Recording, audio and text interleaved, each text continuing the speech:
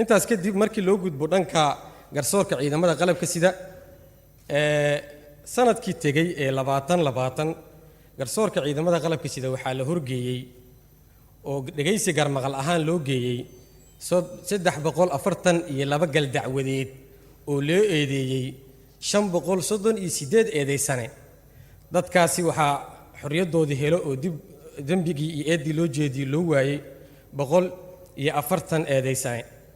halka kuwii kalena nasiibkooda cuneen waa marka laga fiiriyo marka iyadoo laga duulaayo kiisaska la horkeeno maxkamadda ama garsoorka ciidamada qalabka sida iyadoo laga duulaayo marka sanadkii tagay ee 2020 barbadhig lagu sameeyo 2019 waxaa hoos u dhacay faldambiyeedyada iyo kiisaska la xiriira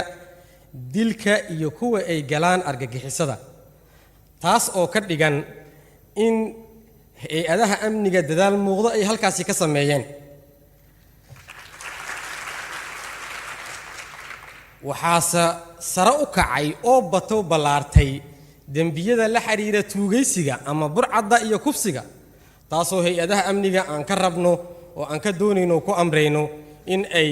shaqadaasi sanadkaani il fiican oo gaar ah ku fiiriyaan si loo yareeyo ama meesha looga saaro inta kadib waxyaabaha noo qarsoomay sanadkii tagay waxaa kamida in la sameeyay nidaamka diiwaangelinta iyo kaydinta dacwadaha ciqaabta ah ee garsoorka ciidamada qalabka sida ay sameeyeen hor yaallo database in loo sameeyay waxyaabaha hirgalay sanadkii tagay oo sameeyna waxaa kamida ururinta iyo turjumaadda xeerarkii ciidamada qalabka sida oo ku qornaay luqadaha qalaad waxaan rajaynaynaa sanadkan inaan sameeyno daabacaadii koowaad oo ku qoran af Soomaali waxyaabaha socdo oo aan rabno in la qabto waxaa kamida waxaan gacanta ku haynaa oo aan diyaarinay inagoo kaashanayna wasaaradda gaashaandhigga iyo taliska ciidanka xoogga dalka waxaan diyaarinay aan sameynay xeerkii ama habraaci ay ku shaqeyn lahaayeen ciidamada militariga booliiska dableyda booliiska ama booliisiya militare ciidamada la jiray kuwaas oo aan ujeedkeedu uu yahay in maxaa la yiraahdaa ay fuliyaan amarada maxkamaduhu ay soo saareen oo la xiriira dadka hubeysan oo la soo qaban waayay in ciidan gaara oo habraac gaara leh oo qabta shaqadaasi aan sameey doono sanadkan hadduu ilaahay yiraahdo habraaci sanadkaani waxaan gacanta ku haynaa oo gabagaba ah habraacidii ay ku shaqeyn lahaayeen ciidamadaasi oo runtii aad ogtihiin runtii in ay muhiimadeeda iyo baahida loo qabo ay muuqato xilliga la joogo mardhow waxaan rajaynaynaa inaan sanadkan qabanno waxyaabaha aan rabno inaan qabanno waxaa kamida maamul goboleedyada noo harsan in aan maxkamadihii ay u baahnaayeen aan geyno gaar ahaan maamulka galmudug ama dowladda galmudug oo runtii caqabad weyn ay ka taagan tahay waxaan munaasabadan kaga faa'iideysanayaa hay'adaha ammaanka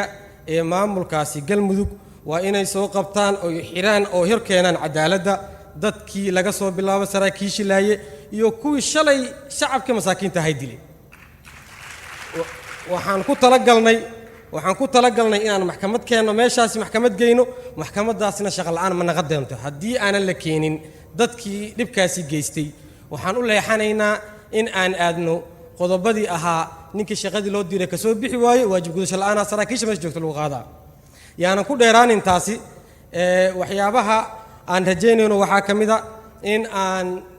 xeerarkii iyo shuruucdii ciidamada qalabka sida aan sameeyno anagoo wasaaradda gaashaandhigga iyo bahda cadaaladaba kaashanayna in aan ku sameeyno aan casriyeyno si ay ula jaan qaadaan waxyaabaha shuruucda hadda duruufaha hadda jira iyo danaha hadda taagan si ula jaan qaadaan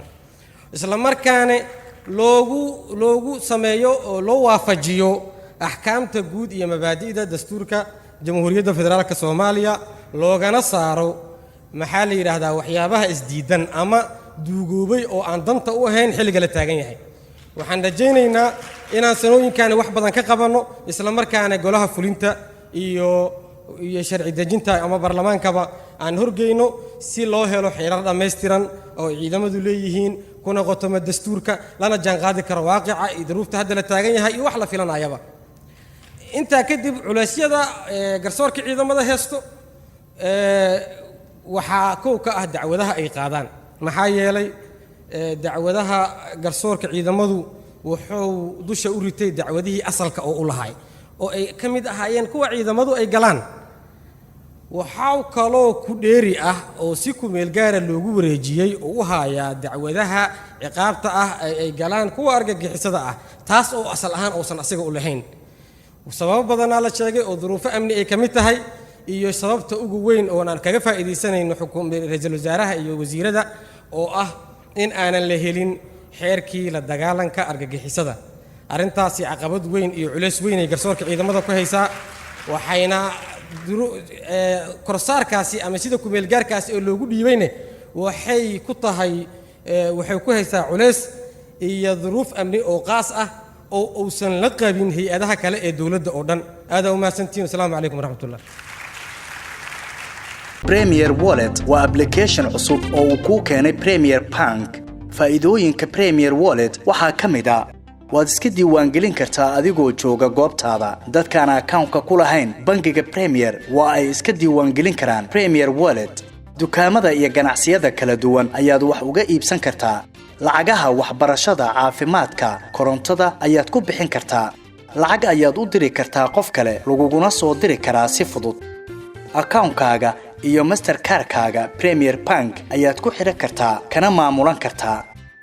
lacag ayaad ka dalban kartaa asxaabtaada ama waad ogolaan kartaa lacag laga soo dalbaday dhaqdhaqaaqa lacagahaagana waad kala socon kartaa ganacsiyadu waxa ay leeyihiin ab u gaar ah oo ay kala socon karaan xogta lacag bixinta macaamiishooda inta ay in ka badanba ka hel abka Premier Wallet oo kala soo deg hadda Play Store-ka ama App Store-ka Premier